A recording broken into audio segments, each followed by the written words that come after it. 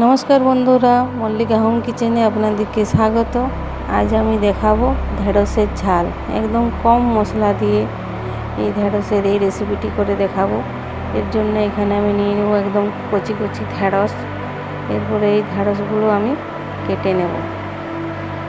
কাটা হয়ে গেছে, এরপরে আমি তেলে ফেলে দিয়েছি। এরপর আমি ভেজে নেব। আধ ভাজা হয়ে গেলেই দিয়ে দেবো নুন। বেশি ভাজতে হবে না।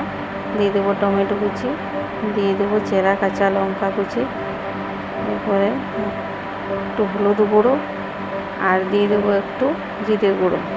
এরপরে নেড়ে চেড়ে আমি জল ঢেলে কিছুক্ষণের জন্য একটু সিদ্ধ করে নেব।